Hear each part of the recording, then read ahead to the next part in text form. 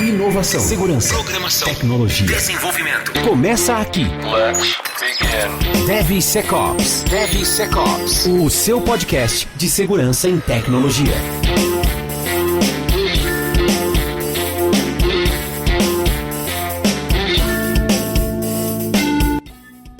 Oi, tudo bem? Sejam muito bem-vindos a mais um episódio do DevSecOps Podcast. Eu sou Cássio Pereira. Ai, caralho. Rodrigo Balbino. Eu comecei o episódio assim porque o Rodrigo tá puto hoje. Tô tentando fazer ele citar um sorriso, ficar um pouco mais animado. Porque hoje eu tô Hoje animado. Vai rolar no Yin Yang aqui, né? O Cássio tá com as vibes lá em cima. Eu tô no meio aí, querendo com as dormir. vibes lá embaixo. Mentira, tô feliz. Boa! Vamos tentar animar o episódio de hoje. Aliás, episódio número 22 da terceira temporada. Lembrando, a gente tá na nossa série do SDL, episódio 8. Quer dizer que só faltam 4 episódios para acabar essa série que tá muito bacana.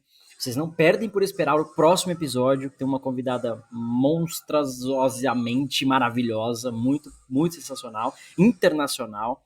Rodrigo já tá dando spoiler, né, em outros episódios, PhD, primeiro nível, né, que a gente alcança aqui. Enfim, só 4 episódios para acabar a nossa série, você não perde por esperar. Vale lembrar também, como sempre, que o DevSecOps Podcast tem o apoio da Checkmarx e da Nova 8, que são especializadas em segurança de sistemas e código seguro. Link da Nova 8, a distribuidora da Checkmarx do Brasil, está abaixo na descrição do episódio, lá no site, lá no YouTube, tudo que é lugar que você acha o link aí. Bom, episódio 8, né, da série do SDL, Use Approved Tools. Basicamente, é só você fazer hardening de tudo. É isso, Obrigado, pessoal. pessoal. Até mais. Episódio. Boa Falou. episódio. Tamo junto. Não, mas, mano, isso aqui é um tema legal da gente falar acerca de application security, mas expandir um pouquinho o contexto, porque às vezes o pessoal pensa assim, bom, usar ferramentas aprovadas, né? Eu lembro que eu trampei em algumas das empresas que eu passei, não tinha padrão, não tinha documentação, não tinha nada, mano. Cada um faz do seu jeito, tá tudo certo. E aí, consequentemente, você precisa baixar uma biblioteca. Você vai lá e baixa e faz do seu jeito, importa a biblioteca e põe no código, nem tá nem aí. Tá dando problema aqui na compilação, baixa o compilador não sei da onde. Nossa, minha ferramenta tá funcionando, baixa o crack da ferramenta e usa craqueada mesmo. Então, assim, é o caos. A verdade é que é o caos. Em compensação, eu trabalhei em outras empresas que você tinha certas políticas que era tudo bloqueado. Você não conseguia instalar nada na máquina, você tinha que baixar só no repositório central, era tudo meio controlado, assim. Por outro lado, a gente sempre tinha um bypasszinho, né? Arrumava um jeito de baixar um proxy para chegar no site que você queria para baixar um componente, enfim. Queria expandir a discussão um pouco para isso, depois a gente volta pro AppSec. Mas vocês já passaram por isso, né? Lugares que você tinha que usar só aquilo que é pré-definido, não conseguia, né, embaixar outras coisas. Por outro lado, nos lugares que você, agência de publicidade, por exemplo, né, Rodrigo? Faz de qualquer jeito e você conseguir fazer, tá certo. Já vivi os dois cenários extremos, né? Um é totalmente aberto, o outro totalmente fechado. E daí qualquer coisa que você precisava, e, sei lá, baixar uma biblioteca realmente, que faz parte do dia a dia, faz parte do desenvolvimento, a gente ser travado. Daí gerava uma polêmica lá, porque os caras só queriam baixar bibliotecas e não tinha acesso. E daí rolava isso que você falou, de colocar um proxyzinho, pegar um pendrivezinho, aí daí você gera um caos, né? Você gera um cenário de caos sobre segurança, porque daí você começa a perder o controle das coisas. Mano, não, tô aqui. Tão falando já. Marcos tá aí? É o delay. Então. Não muda. Eu também já passei pelos dois cenários. Trabalhei em uma multinacional onde tudo era bloqueado, até o pendrive, a gente tinha o nível de GPOs lá tudo bem definido. E já passei por empresas onde, cara, segurança zero, não tinha nada de ferramenta, era tudo craqueado. SQL, pega aqui aí no Google aí, foda-se, tá ligado? Então, os dois cenários ali, e assim, parece ser legal o mundo onde tudo é livre, tudo é free, você pode fazer tudo. Mas conforme vai passando o tempo, você vai vendo que não é bem assim. Somente quando começa o Windows Update subir, aparece lá o selinho com o seu Windows na original, você começa a perder funcionalidade. Quem nunca foi num shopping e viu aqueles totens, né, de alguma marca, alguma coisa com o cantinho ali, né? Cara. Essa versão do Windows não parece está que é legal, ativada. não, é tudo livre aqui, eu faço o que eu quero na máquina. Mas depois você começa a ver, pô, queria que tivesse um pouquinho de regra pelo menos, não queria que fosse um caso da mãe Joana. Boa. Querendo dar essa introduzida, né, falar um pouquinho de contexto, porque, cara, um dos principais problemas de segurança hoje, a gente já falou no episódio sobre SCA, né, por exemplo, é o supply chain attacks, né, ou problemas de supply chain, dependência. E um dos grandes riscos é você usar bibliotecas de fontes não confiáveis, ou pelo menos de fontes não oficiais. Então você tá lá no .NET, você quer baixar uma biblioteca, você usa no Get Package Management. Você quer tá lá no Maven, no Java você usa o Maven ou Gradle, tá lá no Python você usa o pip, enfim, né? Então cada um tem o seu gerenciador de pacotes lá, o NPM, no Node ou o Yarn, enfim, né? E aí quando você fala assim, puta, cara, já cansei de entrar naquele projeto, naquele site, que é um site laranjinha. Eu fugi o nome agora, mano. Que era só pra projeto .NET. Não. Era um site que, mano, é cheio de indiano que faz os projetos e posta lá. Era um site laranjinha, Project alguma coisa. Então, mano, lembro que uma vez eu precisei fazer um menu em .NET, cara, eu não achava de jeito nenhum aquele formato do menu, como resolver o problema lá. E eu achei o cara fez exatamente o que eu precisava, subiu lá o projeto. Só que tinha várias libs que não eram oficiais. Mano, a lib lá não sei da onde, o nome de lib nada a ver e tal. E, mano, meti a lib pra dentro, faz funcionar e tá tudo certo. E esse é um dos principais problemas de supply chain. Se você não tem a confidencialidade daquilo, você não sabe de onde tá vindo, quem é a fonte, você não vai abrir o open source inteiro, fazer um scan do código, você não vai fazer isso. Você simplesmente baixa a lib, importa e tá usando. Então não ter este padrão, essa padronização, é você admitir praticamente, importar um risco absurdo, né, que você não tem nem ideia do que pode estar acontecendo. Já acontece baixando de fontes normais, né? Você tem a dependência. Imagina quando você baixa um negócio de um lugar que você não conhece, né? E você falando assim, parece um dos maiores absurdos do mundo, né? Você fala, puta, o cara tá pegando coisa que ele não sabe nem da onde que é, não sei o quê. Parece que é uma coisa muito fora da curva e você vai ficar espantado se você ver o quão frequente é isso, né? Como funciona o desenvolvimento.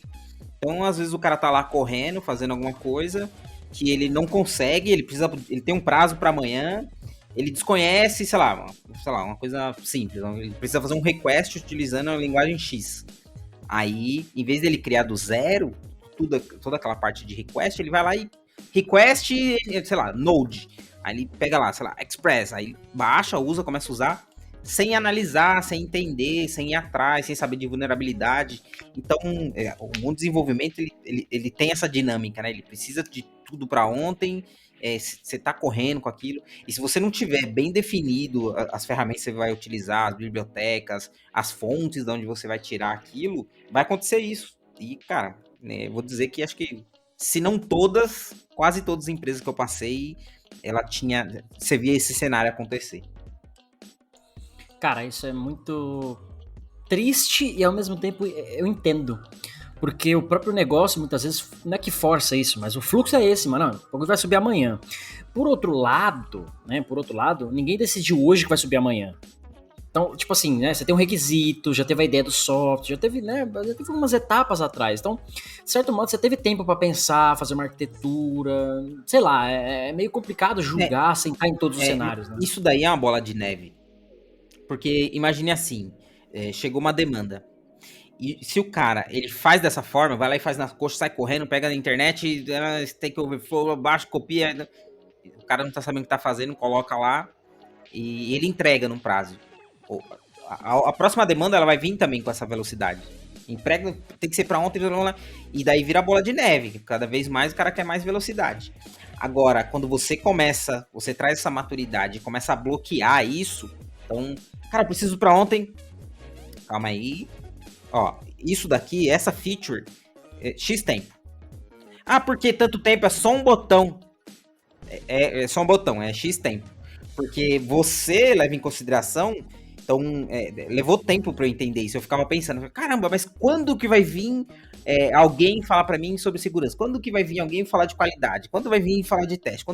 Tipo, eu sempre esperava isso acontecer como um todo. E eu só consegui mudar a maturidade ali de desenvolvimento quando eu agreguei isso para o meu processo de desenvolvimento. Então, eu já levava tudo isso em consideração. Cara, preciso isso para ontem, tá? Tanto tempo. Cara, é muito tempo, o fulano faz para ontem. O fulano não faz para ontem, ele vai... Não, então, muda essa história, porque se você começa a jogar para fulano fazer, você... você jogou a qualidade fora, você jogou a segurança fora. Então, quando você agrega isso e torna aquilo aberto, as pessoas começam a pensar 2 vezes antes de solicitar as coisas para ontem. Cara, tem um negócio rodando e o negócio geralmente acontece assim, como o Cássio falou, às vezes chegou o negócio para ontem, mas isso tá rolando há uns 2 anos. Tá rolando essa conversa há muito tempo.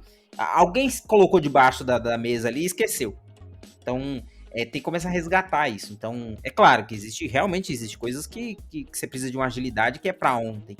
Tipo, sei lá, caso de vulnerabilidade, caso de fix, que não seja uma vulnerabilidade, mas tá dando um erro em alguma feature que aconteceu e tá tendo prejuízo financeiro.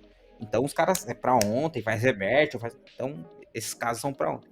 Agora, os demais, a gente tem que assumir essa responsabilidade de botar a mão e não largar sem a devida qualidade, a devida segurança. Não, eu ia falar que concordo, Muito bom. só que eu mandaria o fulano fazer. O fulano não faz pra ontem? Eu não. Ah, no rabo, cara.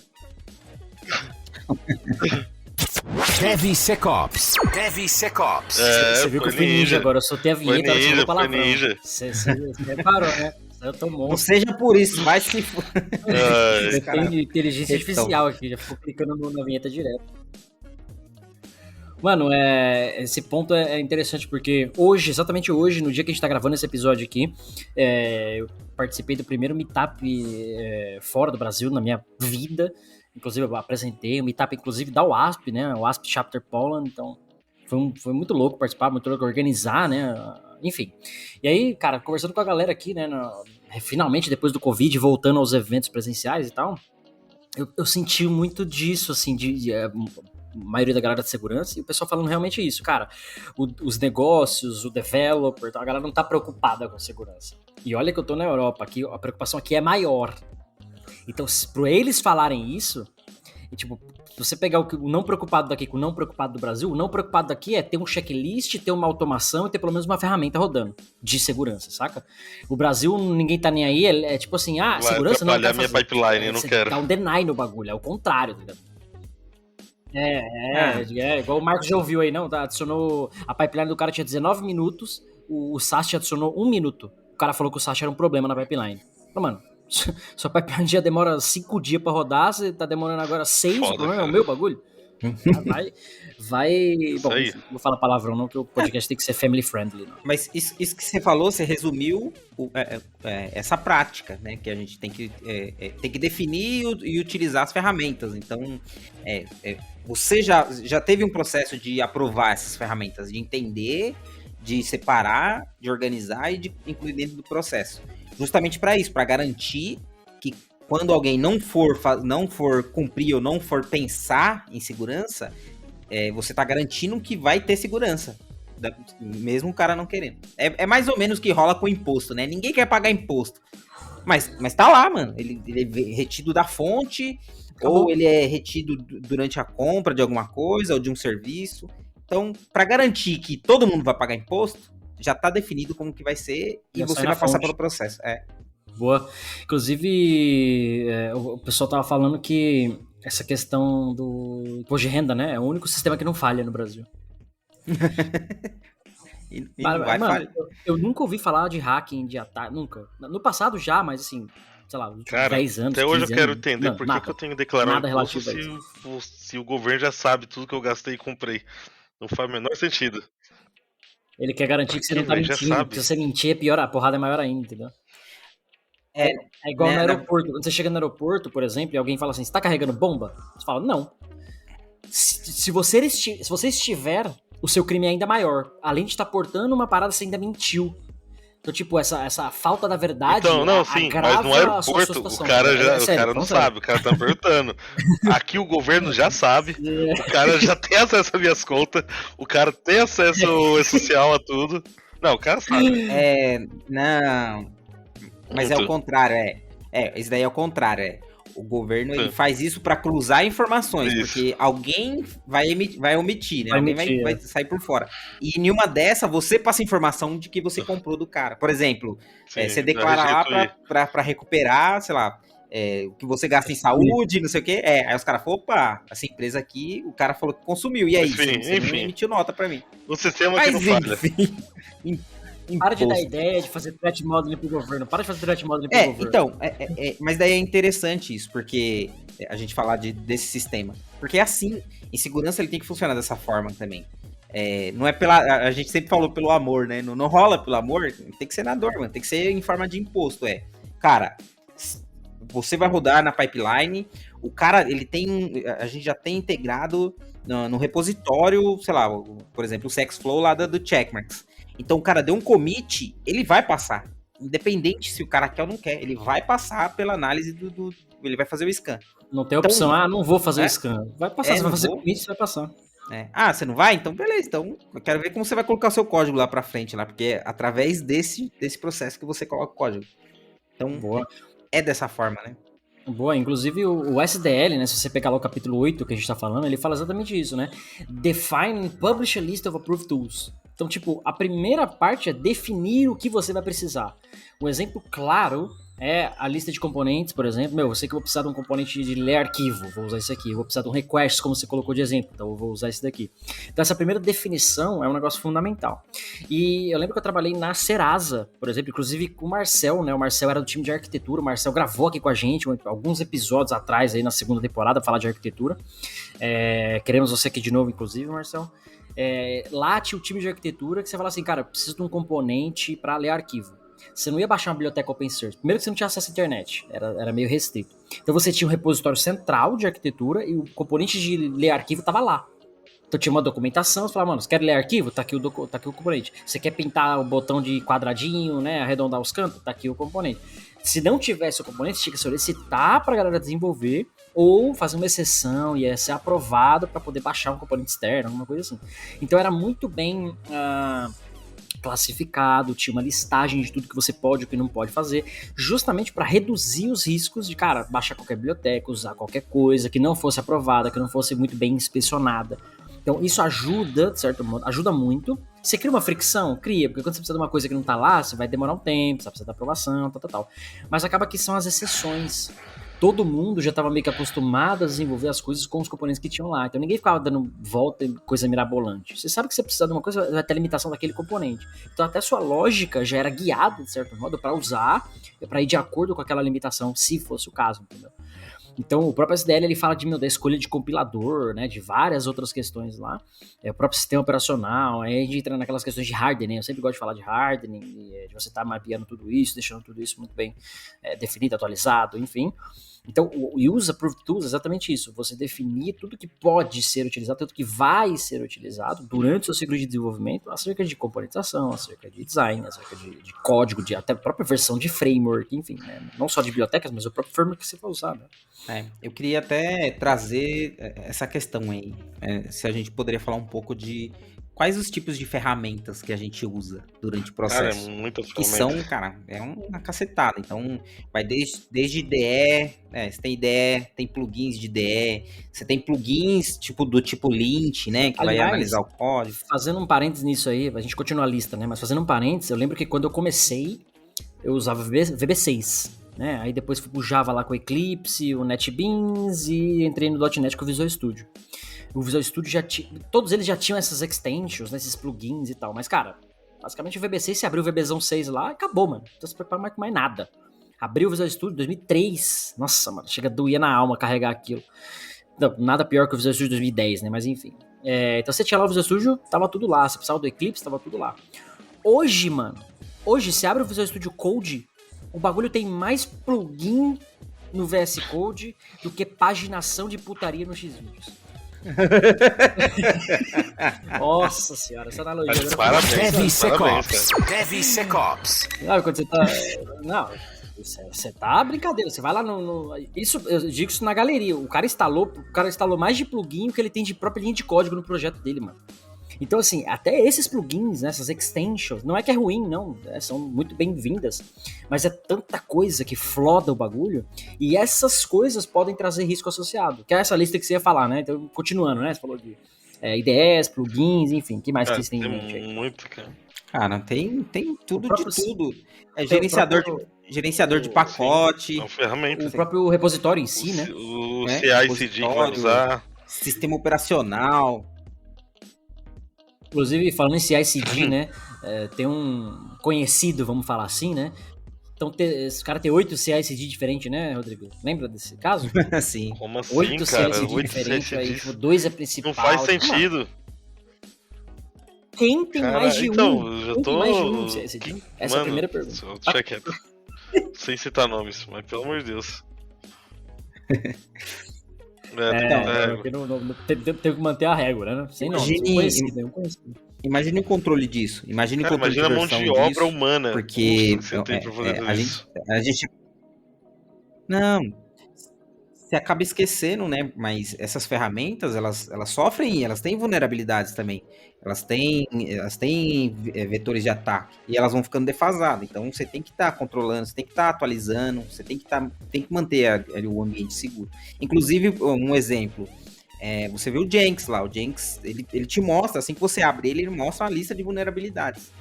Então é comum até você ver um monte de vulnerabilidade que ele está apontando. E é quase incomum você ver alguém com processo de atualização para garantir que tá tudo rodando ali na última versão. É o hardening, né? É o hardening. Conversa. E nesse caso você tá falando, entra em questões de infraestrutura também, né? Você não tem como correr da infraestrutura. Você precisa da própria máquina para codar, enfim. Nem que seja entrar num browser de alguma forma para usar uma ideia online, né? Enfim. Mas falando um pouquinho disso aí, né? Você fez pensar no outro cenário, que é a questão das squads hoje em dia. Então, você tem as squads autônomas, né? Que a galera sempre tem trago muito isso, né? Empoderar e tudo mais. E, cara, isso por si só já é um grande problema. Porque você tem, sei lá, você pegar uma empresa mais ou menos aí que tenha, sei lá, um TI razoável, que viva de software, sei lá, umas 20 squads de 8 pessoas cada, saca? Então, se você parar pra pensar que cada squad tem independência de escolher a linguagem, o framework, o CI/CD, o banco de dados, o whatever, tipo, mano, a menos que você tenha um cara de segurança pra cada uma, ou uma central pra isso, e todo mundo tem que seguir isso aqui, corporativamente falando, mano, esquece, porque você não vai conseguir manter esse nível de SDL8, né, que a gente tá falando aqui, de ter um guia de ferramentas, um guia de que pode ser usado, não pode ser usado, inclusive versão, né, pode usar, não pode usar. Aliás, puxando outro gancho aqui, né, eu lembro que quando, cara, faz um tempo já isso, a época quando lançou, depois do Windows XP veio o Vista, né? Depois do Vista foi o Depois do 7, Vista teve outro. Qual depois foi? do 7 o 8, do 8.1, 7, 10 e 11. do 8, 10, 11. Quando saiu o 7, um dos bancos do Brasil e privados, eu não lembro qual, estava pensando em migrar os caixas eletrônicos de Windows XP para a próxima versão do Windows. Porque não tinha testado o suficiente para ver se era estável, se todas as features iam funcionar, se não ia ter problema, se não ia ter vulnerabilidade, aquela coisa toda. Então, mano, sei lá, depois que lançou o XP, lançou o Vista, depois lançou o 7. Quantos anos os caras ficaram no XP ainda? Fazendo patching, aquela coisa toda, até a Microsoft falar, mano, não vai ter mais update pro XP, agora você tem que migrar. Então, assim, a preocupação que era você ver se o negócio vai ser adaptado para você ou não. Então, veja que até a latest version, né, que seria o Windows Vista na próxima, né, os caras falam, não vamos só simplesmente atualizar, precisamos testar, precisamos homologar.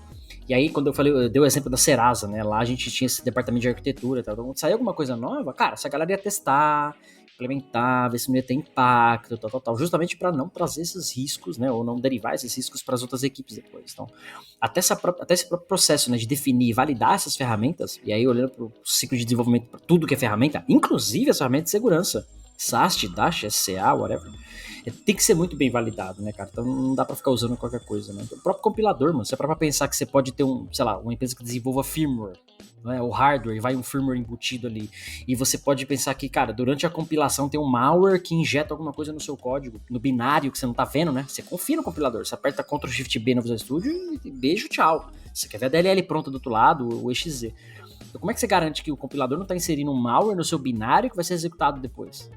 Tipo, mano, né? Tem ferramenta para isso? Como é que a gente valida isso? Então, essas preocupações é que, dependendo do lugar que você trabalha e do nível de proteção que você precisa se preocupar, aí elas começam a vir à tona. Talvez a gente não discuta tanto isso no Brasil, pelo menos, né, no nosso ciclo comum, Porque normalmente a gente tá lidando com ou finance, né? É banco e tal. Então é web application, mobile de alguma forma. O cara faz ali um obfuscation, algumas coisas assim. Mas esse nível de preocupação, mano, será que o compilador que eu tô usando na versão tal aqui tá fazendo o que eu preciso?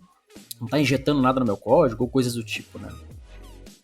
Cara, e pior que quanto mais você fala sobre isso, mais fica claro que, né, que você precisa já ter isso previamente definido. Você tem que ter isso, já tem que conversar, já tem que ter preocupado sobre isso, né? Tipo, tem que ter tido essa conversa, porque pro cara não ficar maluco durante o desenvolvimento, né? Porque pra ele precisa de agilidade, ele não vai parar pra ver isso. Então, realmente sentar, definir as ferramentas e utilizar as ferramentas definidas, né? Porque senão não adianta nada você pensar em toda a segurança, aí chega o Joãozinho que acabou de chegar lá, e cara, puta, eu gosto dessa ideia com esse plugin, o cara põe lá e daí pula tudo que já foi definido, que foi visto, né? Então tem que ter uma política que garanta que isso vai ser... vai ser Não, só seguido. pra complementar o que o Rodrigo tá falando e Pode falar, o Marcos. nosso tema, atender um cliente, eu acabei pegando uma situação dessa. Ele tem uma ferramenta homologada, o VS Code, só que não tem a permissão necessária para utilizar a ferramenta dele. Então ele tem que emular usando o WSL. Olha que barato. A máquina Windows dele não tem permissão, então ele emula a ferramenta. Senhora. Logo, o plugin da solução Checkmarx não funciona corretamente porque está emulado e ela faz instalação local, não dentro do WSL. Olha que loucura quando a gente começa a pensar nessa questão de ferramenta homologada, permissões, questão de segurança. Eu lembro que eu tinha um colega que ele trabalhou numa consultoria na época da faculdade e tal. E ele falou, mano, era uma consultoria muito louca, né? Todo mundo queria trampar lá e tal. Eu lembro que eu falei, mano, e aí, como é que é lá? Primeiro dia, segundo dia. Ele falou, mano, uma bosta. Eu falei, por quê? Ele falou, mano, porque você trampa você fica no escritório da consultoria, mas você tem uma máquina, basicamente a sua máquina é uma estação burra. Então a sua máquina, você ligou a máquina, ela conecta numa VM. Dessa VM você conecta numa máquina remota no cliente e você trampa nessa máquina remota. Então, só de você estar local emulado já era lento pra caceta. O cursor do mouse tinha rastro, sem você pôr o rastro. E aí, dentro dessa máquina, você tava num remote desktop no cliente, mano. Aí você tinha ainda a latência de rede e tal. Eu falava, mano... Ele falou assim, literalmente, você tava programando, você digitava a linha de código, a letra ia formando, assim. Não é que ia aparecendo letra por letra, ia desenhando a letra como na que tela. trampa assim, velho? Ah, mano, no dia bom... Ele falou que no dia bom não desenhava a letra. Você digitava lá, Cássio. Aí aparecia C-A-S... Esqueci. Então, tipo assim, tinha uma latência que, cara, pra programar assim. Tanto que ele ficou, sei lá, 2, 3 meses lá. Aí ele falou, mano, eu não vou desenvolver mais aqui, porque me botei já na lista de sistema, uma coisa assim, foi. Aí foi na época que ele foi mexer com o ML, desenhar esse diagrama, outras coisas, que era menos treta. Deu pra fazer, porque aí fazia local, não precisava estar na máquina do cliente. Mas ele falou que era uma caralha. Mas justamente por isso, porque o cliente específico lá falou, cara, que era um banco, falou, mano, mesmo que seja o terceiro, só trampa aqui através das nossas máquinas. E a gente não vai dar máquina física pra todo mundo. Então a consultoria tem uma VPN, tal, conexão segura. Você acessa aqui a máquina remota, vai ter as estações de trabalho aqui, conecta e trabalha. Mas assim, você vê que é um nível, na minha visão, né, extremo de segurança que você inviabiliza de alguma forma a usabilidade. Poderia ser da mesma forma, de um jeito um pouco menos, sei lá, blocante, né, se a gente pode chamar assim, e um pouco mais frente pro próprio trampo em si. Imagina os caras desenvolver, mano, aí sim vale a pena o Rodrigo. Quando o Rodrigo falou, mano, quanto tempo demora pra fazer essa feature? Normalmente é um dia, mas aqui é um mês. Porque você literalmente vai digitar 10 vezes e ter que apagar outras 10 porque você perdeu o delay e digitou errado alguma coisa no código, né? Enfim. Mas essa questão é importante, cara, de ter essa definição, né? Ter esse baseline do que pode usar, como pode usar, a versão que você tem que usar. Inclusive, o Rodrigo trouxe um tema legal quando a gente falou disso outro dia sobre SCA, que é aquela questão do, mano, você bota o latest lá, né? Para um componente, em vez de especificar a versão, né? E aí alguns normalmente fazem o update automático. Mano, e aí tem um update que tá com bosta, você fez o patch automático e já quebrou a aplicação, quebrou o SO, sei lá.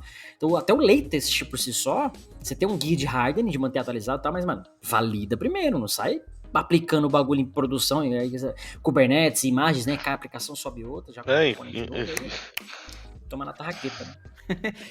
Eu já vi utilizar código público E daí, um dia, Puta que simplesmente pariu. apagaram o repositório. Tipo, foda-se, não vou fazer mais. E daí, trava seu sistema, porque você não tem você não tem uma fonte própria. Então, qual que é a ideia? A ideia é você, se você consulta alguma coisa de fora, você ter essa análise dessa biblioteca e você armazenar essa versão já analisada. Então, você tem o backup dela, mas você tem essa versão dela dentro de casa. Existem ferramentas, acho que aquele Harbor, né, faz isso. Você mantém sua biblioteca, suas libs dentro de casa. E pronto, mano. Agora, se o cara derrubar, se o cara vai lá, você corre o risco. Eu já vi um ataque, eu esqueci o nome desse ataque. Que os caras simplesmente, se eles mudam o nome do produto, o repositório fica lá em aberto. Então você pode ir lá e sequestrar esse repositório. Pegar e cadastrar um outro com esse nome.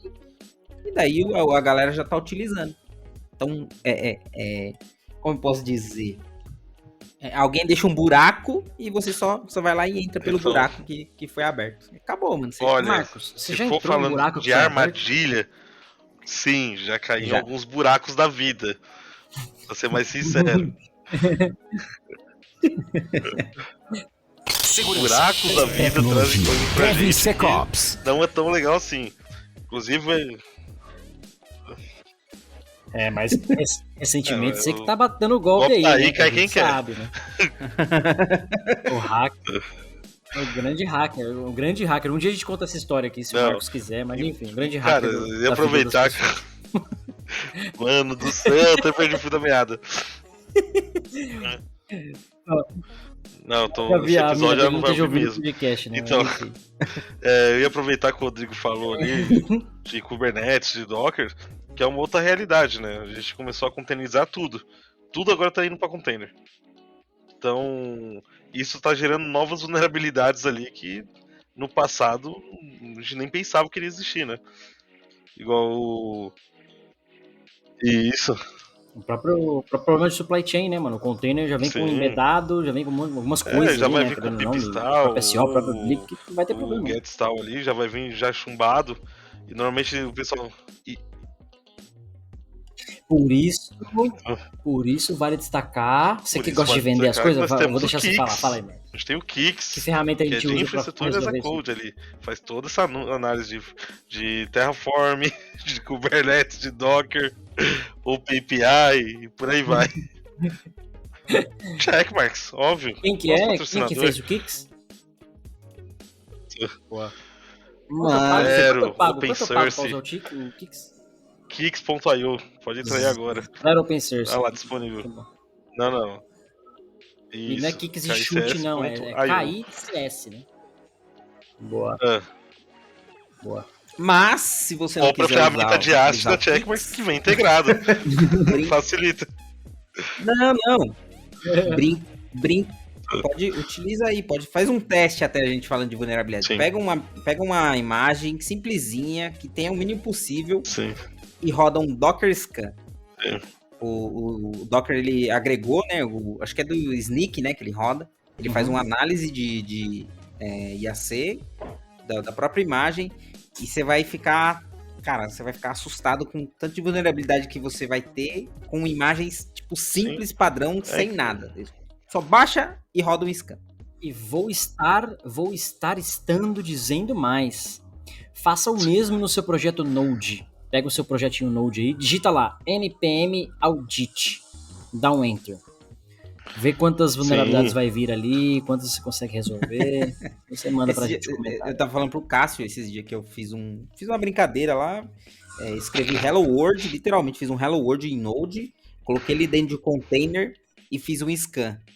Cara, coloquei uma biblioteca, ele já trouxe outras 15 bibliotecas agregadas, essa daí, já apareceu lá 40 e poucas vulnerabilidades. Hello World. Esse foi o código que eu fiz. Cara, Hello World. Cara, você falando do Node, mas tem eu vulnerabilidade brinco pra que o tudo que é lado. PHP, só de você digitar o menor e interrogação, você já gerou 40 vulnerabilidades ali. PHP é foda. E se você estiver usando um Laravel da vida, um Symfony, algum outro framework ali, você dobra a quantidade de vulnerabilidade. Eu até brinco que o WordPress nunca termina de corrigir vulnerabilidade, né? Tá ali, o tempo inteiro, todo dia. É verdade. Sim. Inclusive, você pegou um ponto muito bom agora falando disso. Eu lembro que o professor meu fez uma pesquisa de WordPress, ele desenvolveu um plugin, que o plugin de WordPress, e o plugin não fazia nada. Era só lá, um plugin, sei lá, com um nome popular, que na proposta popular, não fazia nada o plugin. Mas literalmente ele publicou na loja lá, não lembro na época do WordPress, lá você tinha um marketplace lá e as pessoas podiam baixar de lá o plugin. E aí ele viu que tava tendo download, o plugin não fazia nada, as pessoas baixando a parada. Aí ele falou, mano, eu vou fazer uma zoeira. Ele botou no plugin dele que criava um banco de dados. Uma vez que você tem um plugin instalado no WordPress de alguém, você tá na base de dados da pessoa. Então o que o plugin dele fazia? A hora que o cara instalava, ele apagava, ele gerava o usuário admin na base de dados do WordPress da pessoa e mandava pra ele o usuário e senha, ele logava e tirava o usuário admin da pessoa. Basicamente ele ganhava acesso a qualquer WordPress que instalasse o plugin dele. E aí, mano, não tinha validação, não tinha nada. E a galera simplesmente instala, não abre nem o código pra ver o que tá fazendo, não valida a base de dados, né? Então uma série de coisas acontece ali por trás que você não tem ideia. Só de usar uma biblioteca de terceiro, só de usar uma parada assim. Eu lembro que quando eu fiz forense, uma das, primeiras aulas, assim, entendendo, né, o mundo da forense e tal, eu lembro que, porque forense é uma parada muito específica, né, então imagina que você precisa saber o que aconteceu num computador, em determinado dia, data e hora, enfim. E uma das pesquisas lá falou que, assim, cara, nenhum Windows, nem a Microsoft consegue falar quantas coisas ou quantos eventos acontecem a partir do momento que você aperta o botão ligar.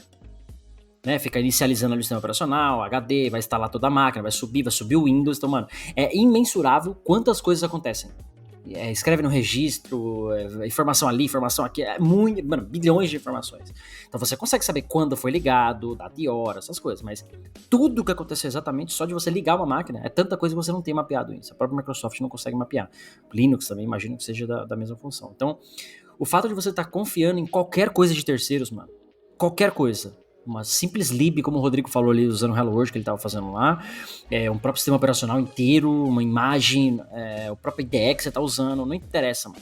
Se é um bagulho que você não fez, pensa duas vezes, analisa, homologa, testa, inclusive, né, puxando outro gancho aí, na época de Threat Intelligence, surgiu aquela notícia, né, de que os roteadores da marca X lá já vinham da China com malware.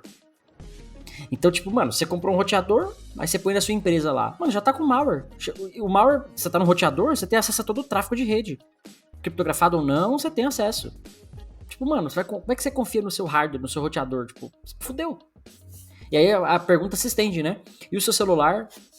E os roteadores das empresas, né? E todos os outros hardwares, e o firmware da placa-mãe, do processador, enfim. Você tem que confiar, você tem que fazer. É por isso que o governo dos Estados Unidos, por exemplo, está proibindo o uso de certo drone ou aparelho ou coisas que vêm, sei lá, da China ou da Coreia, porque eles estão pensando nisso, nessa segurança, né? Porque, cara, o negócio já vem embedado.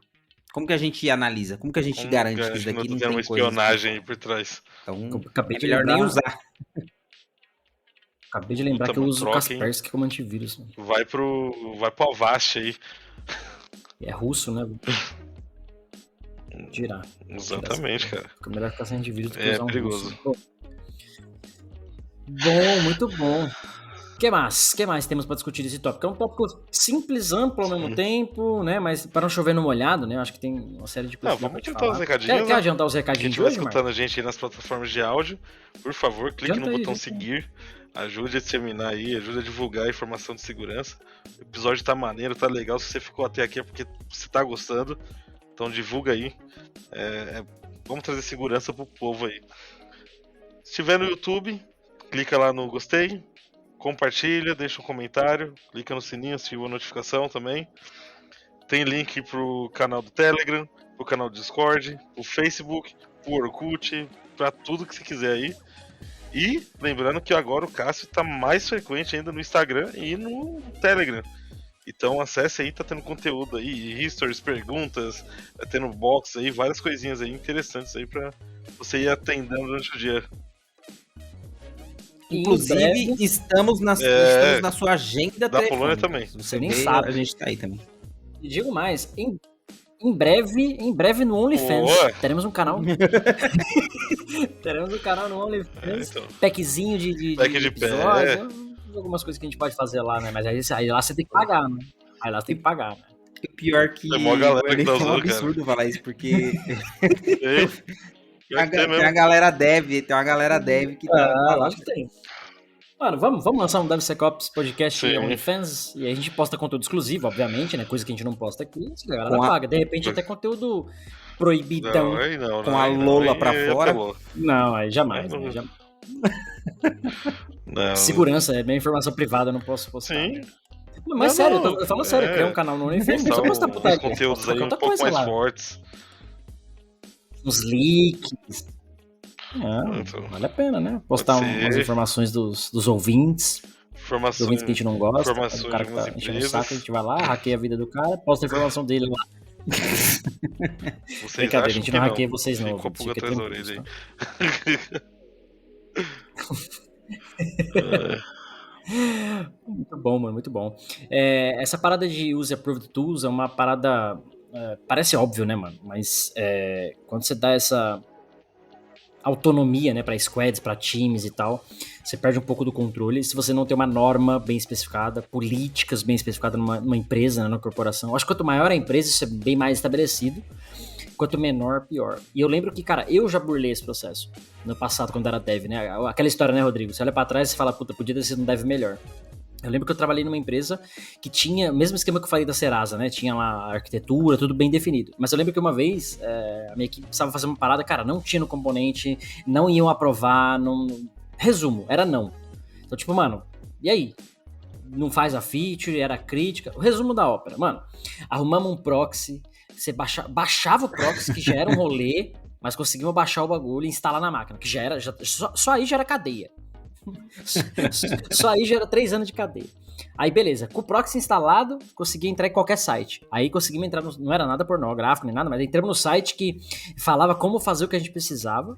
E pra isso você tinha que baixar uma outra DLL. Uma DLL que você estava compilada, você não tinha nem acesso ao código. Resumo, baixamos a DLL, embetemos no projeto, funcionou, é isso aí, produção, beijo, tchau. Para não dizer que eu fui tão imbecil, eu usei o EL Inspection, que fazia o EL Spy, na verdade, que fazia o engenharia reversa da DLL, né? Então ele mostra um pouquinho do código, não mostrava tudo, mas mostrava parte do código. Era uma coisa super simples, então um código, sei lá, de 200 linhas, não tinha nada super suspeito, mas eu não sabia nada de segurança, então podia ser que tava tudo fodido. Enfim, usamos a DLL, deve estar em produção até hoje, imagina. Eu não posso falar nada, cara, eu já fiz coisa pior. Quem nunca? Pode, atire a primeira pedra. E você fala de burlar, mas às vezes a gente nem pensa com isso, né? Tipo, não tá com essa cabeça de que, eu tô fazendo algo errado. É assim. Eu quero entregar a parada.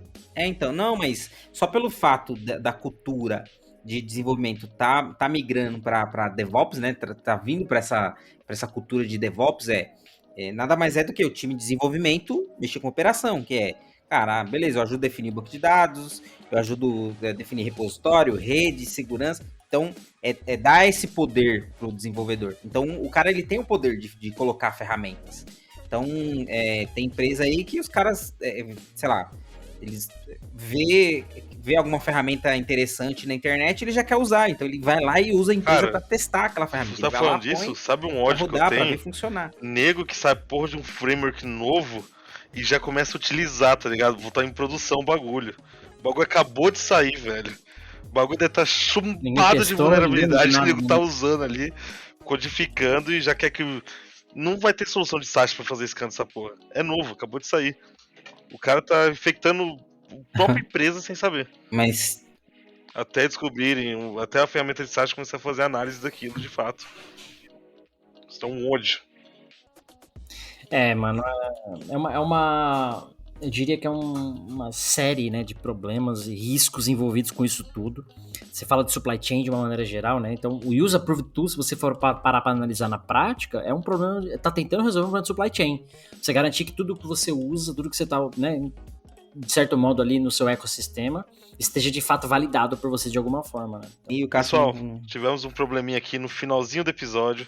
Sinto muito, foi muito triste. O nosso anfitrião aí, o Mr. Cássio, acabou tendo problema de internet aí, com o navegador, enfim.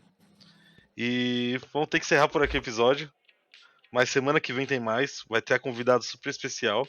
Igual o Rodrigo falou, PhD, Master Blaster, pica das galáxias. Vocês vão conhecer na próxima semana, no dia 22. Esperem, vai estar fenomenal. SDL 9, episódio 23, dia 22. Vamos lá. Eu sou o Marcos Santos. Eu sou o Rodrigo Balbino. E Isso o aí. outro Zé Preara, o Valeu, Cássio. galera. Até mais. Tchau, tchau. Cássio Batista. Termina aqui DevSecOps. DevSecOps. O seu podcast de segurança em tecnologia.